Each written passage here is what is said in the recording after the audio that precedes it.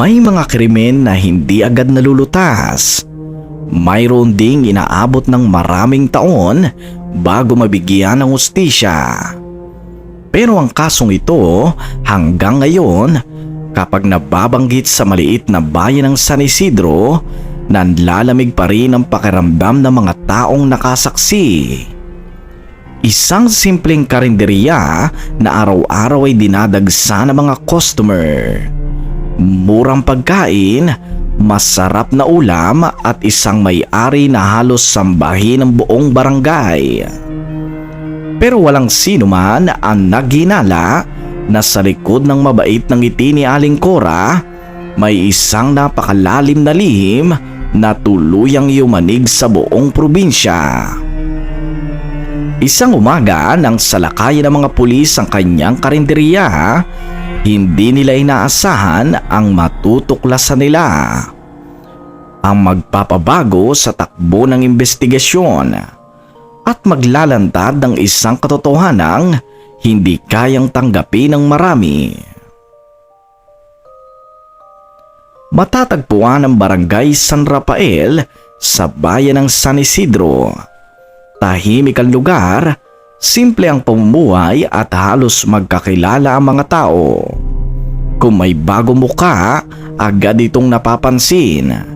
At kung may mga tsismis, hindi umaabot ng isang oras, alam na ng buong barangay. Isa sa pinakakilala roon ay si Aling Cora.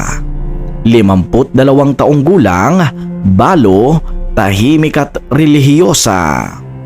At may maliit na karinderya sa tapat ng palengke.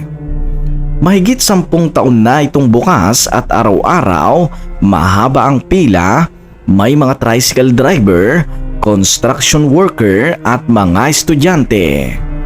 Kahit mga empleyado ng munisipyo, lahat ay doon kumakain. Ale, isang order nga po ng adobo, dagdagan mo na rin po ng sabaw. Sige iho, mainit-init pa yan. Salamat sa pagkain dito palagi.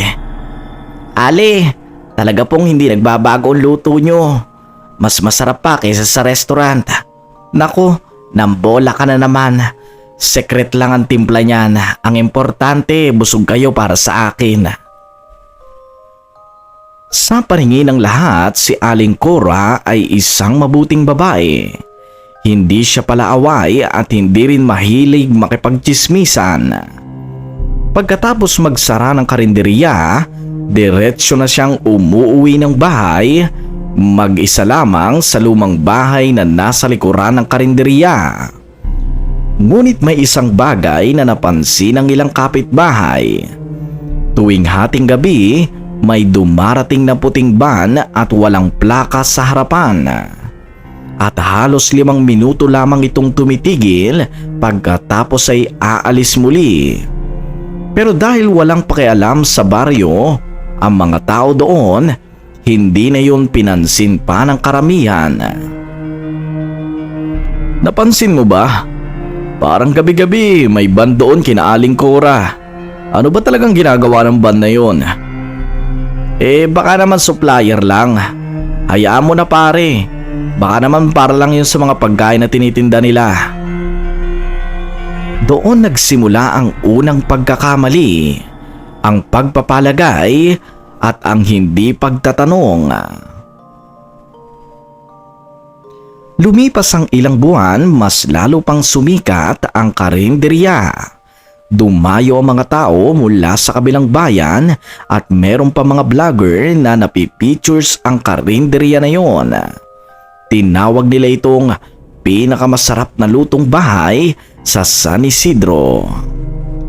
Mas lalong humaba ang pila at mas dumami ang kita, ngunit kasabay nito, may isa ring bagay ang unti-unting napapansin sa barangay San Isidro. May ilang residente na tila nawawala.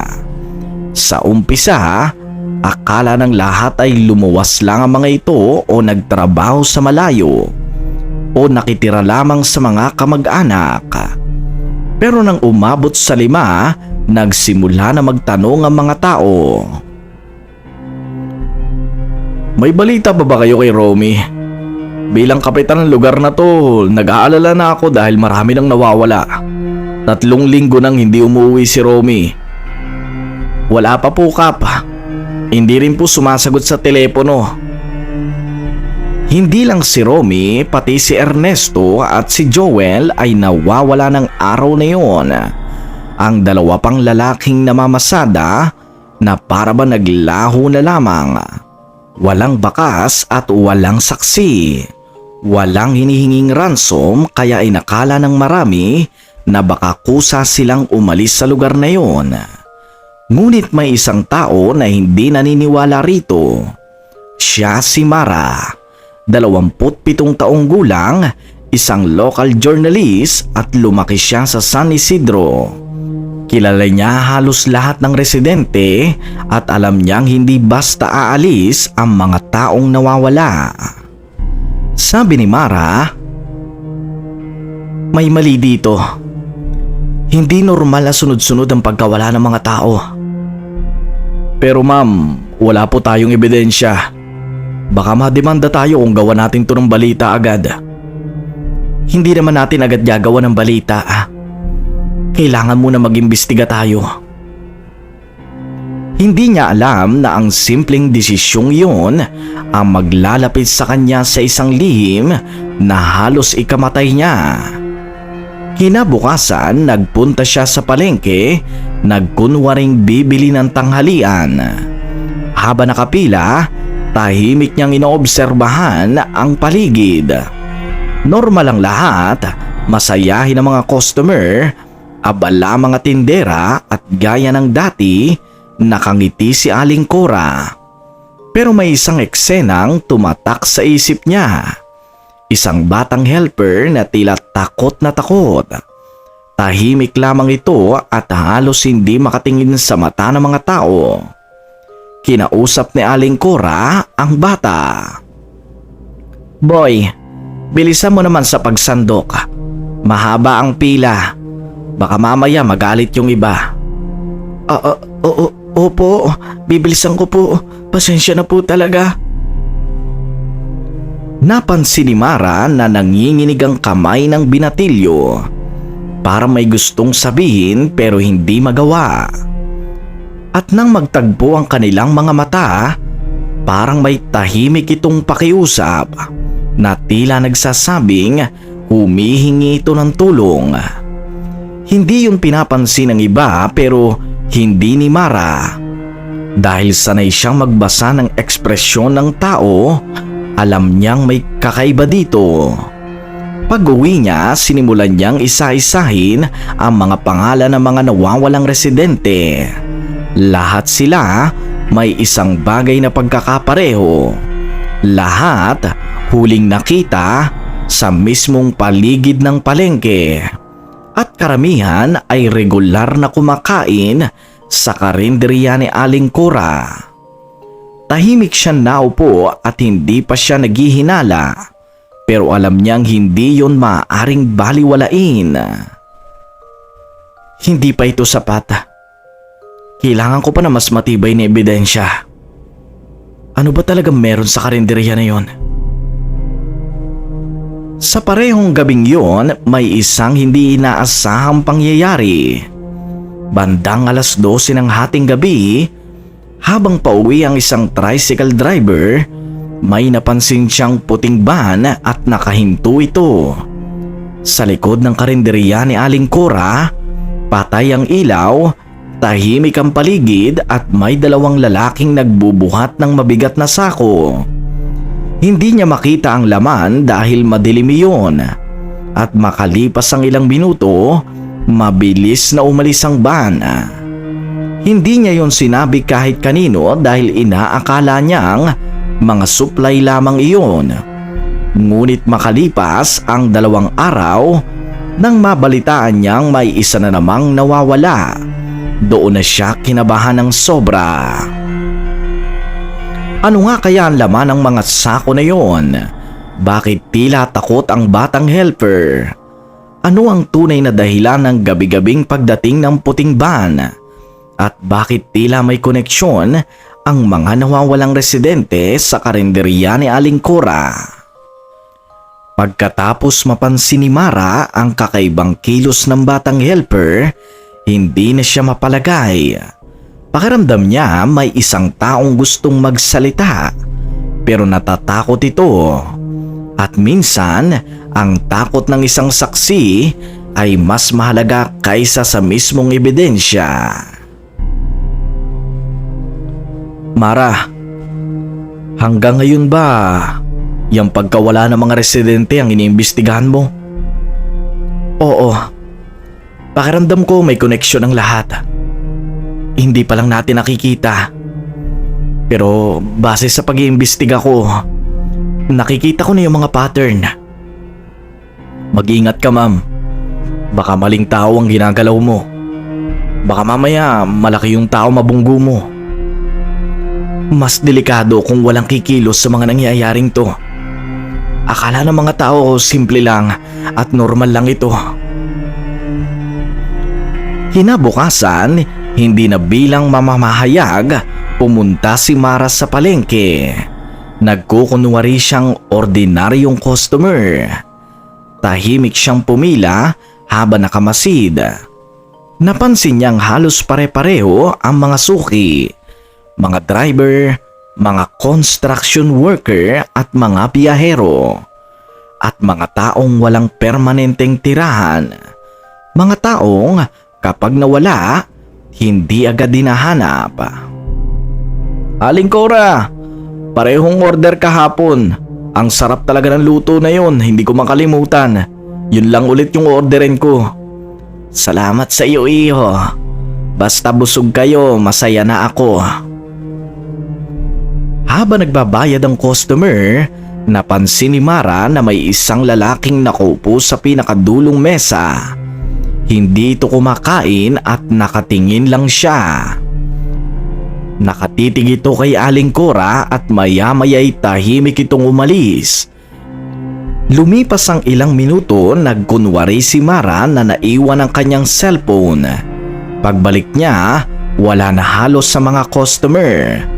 Tanging ang mga batang helper na lamang ang nagliligpit ng mga plato.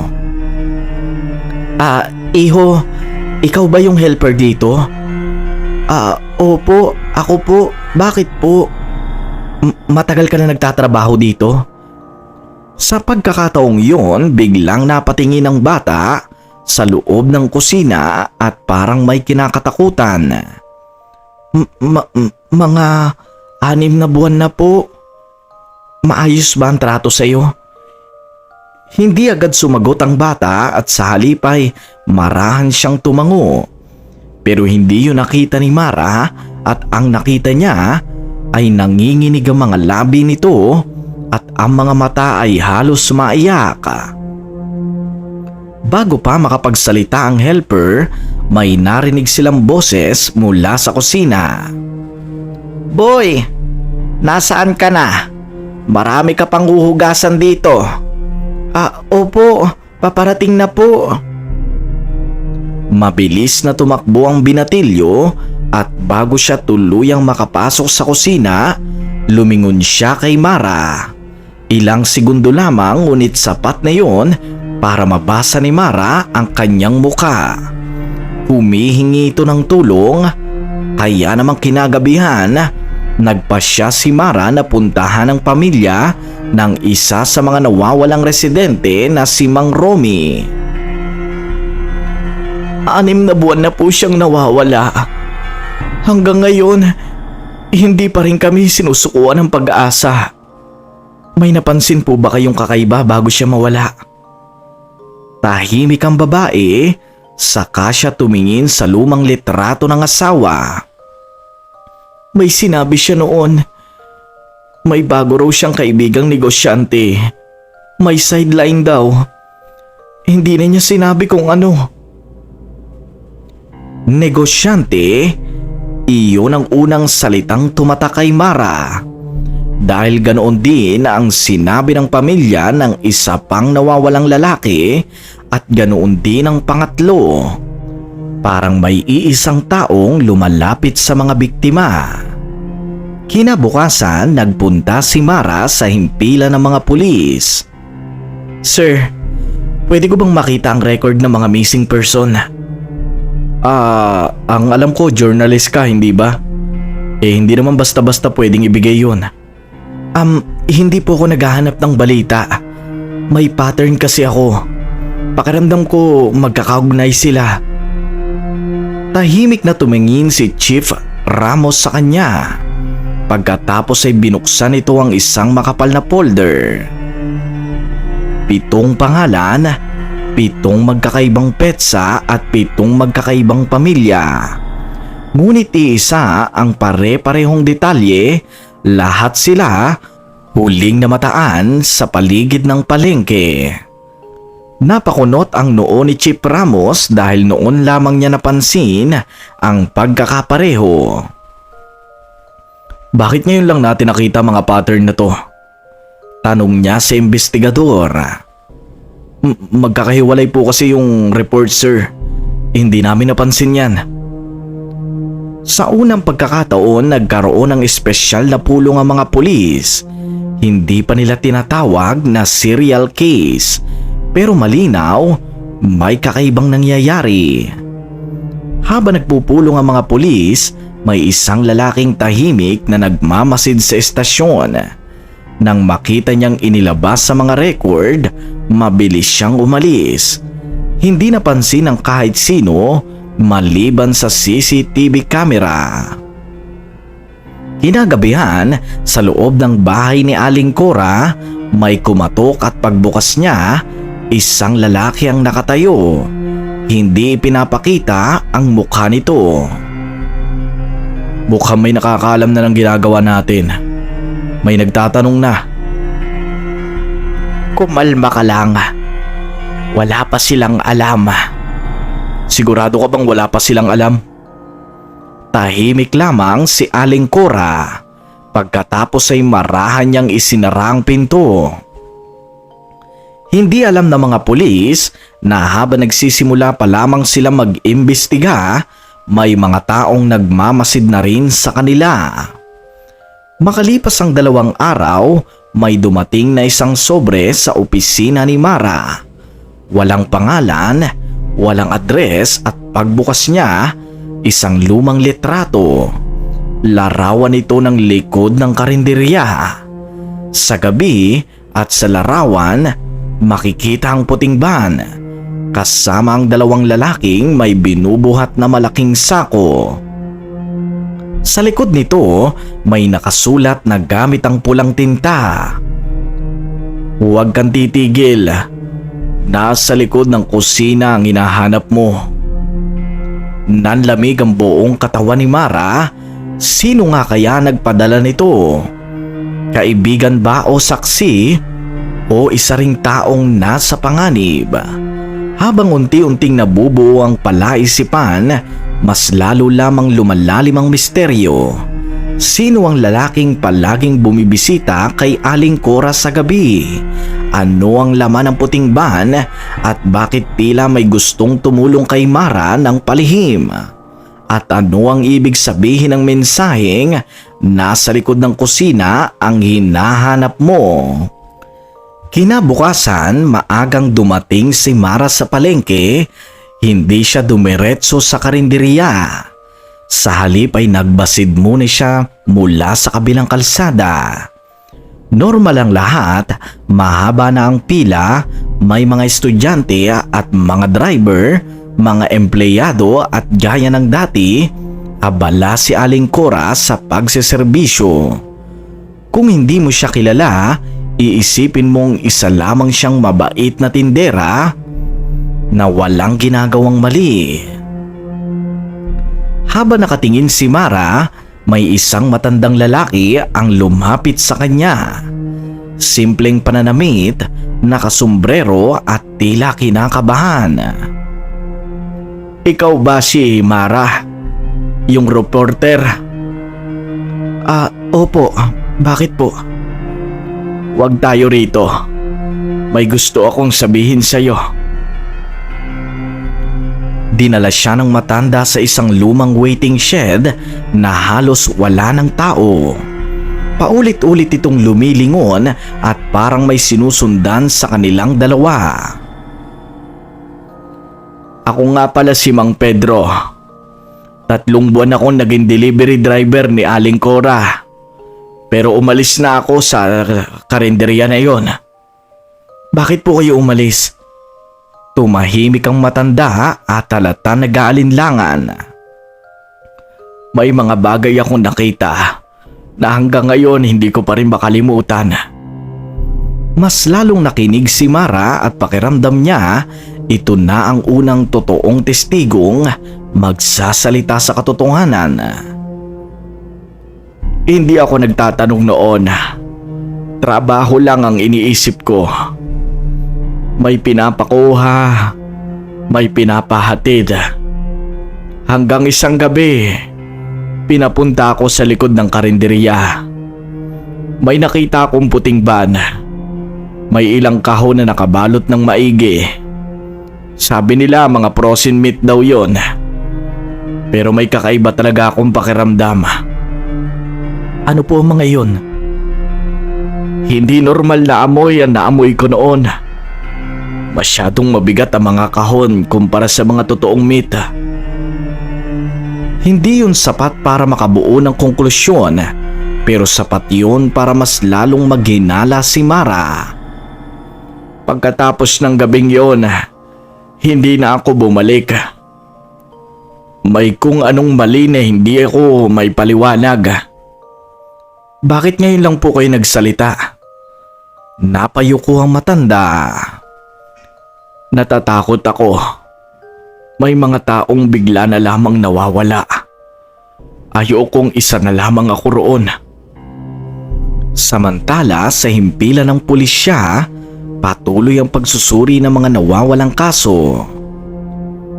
Ano ang common denominator? Sir, lahat sila madalas sa palengke. Karamihan single at karamihan walang malapit na kamag-anak. Parang may pumipili nang hindi agad hahanapin. Parang talagang yung mga nawawala ay pili lamang. Tahimik ang buong opisina dahil iyon din ang kinakatakutan na isipin nila. May isang tao maingat na pumipili ng magiging biktima. Pero sino nga kaya ang tao na yun? Habang nagpapatuloy ang imbestigasyon, may isa na namang nawawalang tao. Ang pangalan ay si Ben, isang biyaherong dumadaan lamang sa San Isidro at huling nakita malapit sa palengke. Chip, may bago na naman po missing person. Kailan huling nakita ang tao na yan? Chip, ayon po sa mga saksi, kagabi daw po bandang 8:00. Hindi na ito maaaring ituring na simpleng pagkawala.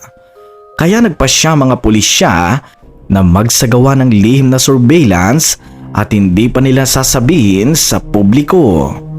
Ayaw nilang mabahala ang buong bayan at sa sumunod na gabi, 2 pulis na nakasibilyan ang nagbantay malapit sa karinderya. Tahimik, madilim at halos walang dumaraan. Banda 12:00 may dumating na puting van katulad ng inilarawan ng mga testigo. Ngunit dahil sa layo, hindi nila makita ang mukha ng driver. Nakita mo ba? Oo, nakita ko. I-report natin. Huwag muna tayong gagalaw. Makalipas ang ilang minuto, may 2 aninong lumabas mula sa likod ng karinderya.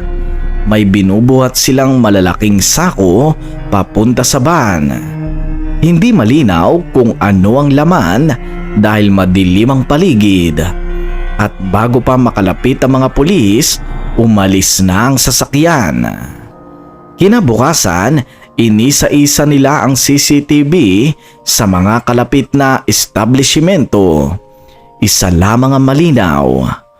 Ang puting van, ngunit natatakpan ang plaka nito ng putik. Parang sinadyang ilagay doon. Chip, mukhang ayaw talagang makilala ng sasakyan. Parang sinadyang pagtatakip sa plaka nito. Hindi yun aksidente.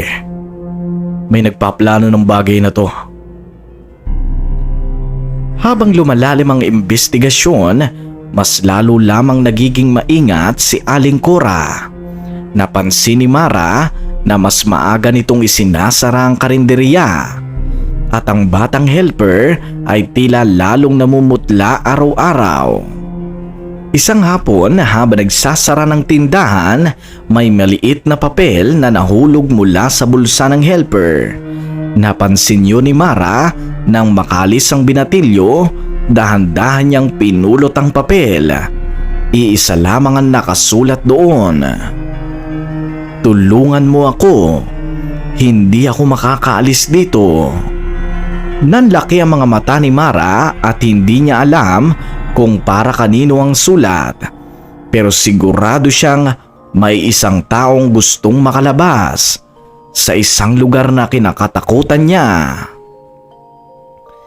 Hindi pa rin alam ng pulisya kung sino ang tunay na utak at hindi pa rin nila alam kung ano ang eksaktong koneksyon ni Aling Cora at wala pa ring sapat na ebidensya para magsagawa ng raid. Ngunit habang papalapit sila sa katotohanan, may isa na namang pangyayaring magpapabago sa direksyon ng kaso. Isang anonymous na tawag ang matatanggap ng himpilan ng mga pulisya. At ang tawag na iyon ang magiging simula ng pinakamalaking operasyon sa kasaysayan ng San Isidro. San Isidro Police Station, sino po ito? Tahimik sa kabilang linya pagkatapos ay isang mahinang boses ang nagsalita. Kung gusto niyo pong malaman ng totoo, puntahan niyo po ang karinderya ni Aling Cora. Ngayon na, pumunta na po kayo ngayon na. Sino ka? Anong meron doon? Ngunit naputol ang tawag pagkatapos noon. Agad namang ipinagbigay alam ng desk officer kay Chief Ramos ang kanyang nalaman. Sa una, nag-aalinlangan sila, baka prank call lamang ito. Baka may manggustong manggulo sa ginagawa nilang investigasyon. Pero nang iugnay nila ito sa mga nawawalang residente, sa puting ban at sa mga naunang impormasyon ni Mara, nagpasya silang hindi na maghintay. Tawagin lahat ng available na operatiba. Walang sirena, walang ingay, tahimik tayong kikilos. Sir, raid na po ba ito, Chip? Hindi pa. Obserbasyon muna. Pero kung may probable cause, papasok tayo. Makalipas ang 30 minuto, dumating ang mga pulis malapit sa palengke. Nakasibilyan ang iba, nakatago sa madilim na bahagi ng kalsada. Tahimik ang buong paligid, sarado na ang mga tindahan at tanging ang karinderya ni Aling Cora ang may mahinang ilaw sa likod noon. At doon, muli nilang nakita ang puting van. Nakahinto at patay ang ilaw at parang naghihintay. Chip, nandito na naman po yung puting van. Huwag muna, hintayin nating may lumabas. Ilang minuto ang lumipas, pagkatapos ay may isang aninong lumabas mula sa likod ng karinderya. Kasunod ang isa pa, may binubuhat silang mabibigat na bagay na nakakabalot. Hindi pa rin malinaw kung ano yon, ngunit sapat na yon para kumilos sa mga pulis. Go, go, go, go, go, go! Pulis to, huwag kayong gagalaw. Nagkagulo na nga ang paligid at mabilis na tumakbo ang dalawang lalaki. Ang isa'y nakasakay sa van, ang isa'y tumakbo papasok sa likod ng karinderya. Hinabol sila ng mga operatiba, ngunit dahil madilim, nakatakas ang driver ng van. Samantala, naabutan ng mga pulis ang lalaking tumakbo sa likod. Nang mapalibutan siya, nakita nilang hindi ito si Aling Cora kundi isang lalaki na hindi nila kilala. Huwag kang gagalaw, pulis kami. Wala po akong alam, sir, trabahador lang po ako. Sino ka? Anong ginagawa mo rito? Ngunit hindi agad sumagot ang lalaki. Sa pagkakataong yon, nagpasya si Chief Ramos na pasukin ang karinderya. Dahan-dahang binuksan ng mga pulis ang likurang pinto. Tahimik ang loob ngunit may kakaibang amoy. Hindi normal at parang matagal nang nakasara ang isang lugar. Isa-isang sinuri ng mga pulis ang kusina na yon, ang mga mesa, ang mga storage area, at pagkatapos ay may napansin silang isang pintong kalahating natatakpan ng estante. Parang hindi ginagamit. Chip, meron pong pinto rito. Sige, buksan nyo. Nang mabuksan ang pinto, bumungad ang isang makitid na hagdan pababa. Tahimik ang lahat, wala nagsasalita at dahan-dahang bumaba ang mga pulis. At nang marating nila ang ibaba, napatigil sila. Hindi agad nagsalita si Chief Ramos. Ang ilan sa mga pulis ay napaatras. Ang iba ay napatingin sa isa't isa. Dahil ang nakita nila ay hindi nila inaasahan na isang simpleng karinderya may mga bagay na hindi dapat naroon. May mga gamit na hindi pangkaraniwan at may mga ebidensya na maaari mag-ugnay sa mga nawawalang residente. Hindi pa malinaw ang buong katotohanan ngunit malinaw na may malaking lihim na itinatago ang lugar na iyon. I-secure niyo ang lugar. Walang gagalaw ng kahit ano. Tawagin niyo ang Soko. Chip, si Aling Cora. Hahanapin natin siya. Ngayon din. Ngunit nang hanapin ng mga pulis si Aling Cora, wala na siya. Para naglaho at hindi na siya nasa kusina. Hindi siya nasa bahay sa likod at walang nakakita kung saan siya dumaan. Sa unang pagkakataon, naging opisyal ang kaso at hindi na ito simpleng missing person at isa na itong malawakang criminal investigation. At habang sinusuri ng Soko ang mga ebidensya, may isang bagay na lalong nagpalala ng sitwasyon. May natagpuan silang ilang personal na gamit, mga gamit na kinilala ng mga pamilya bilang pag-aari ng ilan sa mga nawawalang residente. Tahimik na naupo si Mara nang marinig niya yon dahil alam niyang hindi na ito tsismis, hindi na ito hinala at may katotohanang unti-unti nang lumalabas. Ngunit may isang tanong pa ring hindi nasasagot. Si Aling Cora ba talaga ang utak ng lahat ng ito? O may mas malaking taong nasa likod ng lahat ng ito? Sa loob ng karinderya, tahimik ang lahat. Nakaharap ang batang helper kay Chief Ramos. Halos hindi ito makatingin. Anak, walang mananakit sa'yo dito. Huwag ka matakot sa amin, mga pulis kami. Sabihin mo lang kung ano yung totoo. Huminga ng malalim ang binatilyo.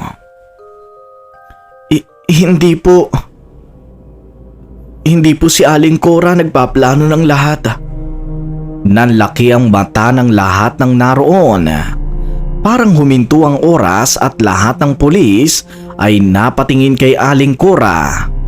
Hindi naman ito nagsasalita at nakayuko lamang. May taong pumupunta rito sa gabi. Siya ang may kontrol. Siya nag-uutos. Takot na takot po si Aling Cora. Dahil sa pahayag na yon, agad na sinimula ng mga pulisya ang mas malalim na investigasyon. Sinuri nila mga CCTV, mga tala ng tawag, mga transaksyon at ang mga ebidensyang nakuha sa raid. Unti-unti may iisang pangalan ang paulit-ulit na lumilitaw. Chip, pare-pareho ang contact number na lumalabas. Lahat ng nawawalang tao nagkakaroon ng komunikasyon sa isang tao bago sila mawala. Hanapin ninyo siya. Lumipas ang ilang araw, sa tulong ng mga testigo at digital records, Natunton ng mga pulis ang lalaking madalas na makita sa puting van. Isa pala siyang dating negosyante na gumagamit ng iba't ibang pekeng pangalan upang makapangloko ng iba't ibang mga tao. Nang tangkain siyang arestuhin, sinubukan niya pang tumakas, ngunit kalaunan ay naaresto rin siya. Ikaw ay naaresto kaugnay sa serye ng pagkawala ng mga residente sa San Isidro. May karapatan kang manahimik. Sa umpisa, mariin niyang itinanggi ang lahat. Ngunit habang dumarami ang mga ebidensya, ay nagsalita ang mga testigo. Unti-unti ring nabuo ang kaso at lumabas sa investigasyon. Si Aling Cora ay matagal nang tinatakot at pinipilit na makisangkot sa ilegal na operasyon ng grupo. Natakot siya magsumbong dahil sa mga pagbabanta laban sa kanya at sa batang helper. Si Aling Cora din pala ang nagpadala ng sulat kay Mara ng araw na yon. Natatakot siya magsalita kaya ginawa na lang niyang magpadala ng sulat kay Mara. Gayunpaman, nilinaw ng hukuman na ang takot ay hindi otomatikong nag-aalis ng pananagutan kung may napatunayang paglabag sa batas. Batay sa piskal sa kabuuan ng ebidensya, napatunayan ng prosekusyon ang pagkakasangkot ng pangunahing akusado sa serye ng mabibigat na krimen. Samantalang si Aling Cora nananagot sa mga paglabag na napatunayang ginawa niya kaugnay sa pagtatakip sa mga pangyayari. Matapos ang mahabang paglilitis, naglabas ng desisyon ng hukuman. Ang pangunahing utak ng krimen ay hinatulan ng mabigat na parusa ayon sa batas. Samantala, si Aling Cora ay nahatulan din para sa mga napatunayang paglabag na may kaugnayan sa kanyang naging papel sa pagtatago ng mga ebidensya at hindi pag-uulat ng mga krimen sa mga otoridad. Ang batang helper ay isinalalim naman sa Witness Protection Program. Matapos kilalanin ng hukuman na siya'y isang mahalagang testigo na matagal ding nabuhay sa ilalim ng pananakot. Isinara ang karinderya at naging tahimik muli ang dating mataong lugar. Ang mga pamilya ng mga biktima, bagamat hindi na may babalik ang kanilang mga mahal sa buhay, ay kahit papano'y nakahanap ng kaunting kapanatagan dahil nanaig sa dulo ang hustisya. Ang kasong ito ay katahang isip lamang, ngunit ipinapaalala nito ang isang mahalagang aral. Ang kasamaan ay kadalasan nagsisimula sa katahimikan. Kapag pinili nating huwag magsalita sa harap ng mali, mas lumalaki ang pagkakataong mas marami pang tao ang masaktan. Ang tunay na tapang ay hindi lamang ang paglaban kundi ang pagsasabi ng katotohanan sa tamang panahon. At ang hustisya ay maaaring mabagal, ngunit kapag ang katotohanan ay pinagtulungan ng mga testigo, investigador at komunidad, may pag-asa itong manaig. Hanggang dito na lamang po ang aming kwento at sa mga nagustuhan ng kwentong ito, mag-subscribe, i-hit na rin ang notification bell. Mag-comment ka na rin at aking niyang babasahin at pupusuan. Yun lamang. Maraming salamat.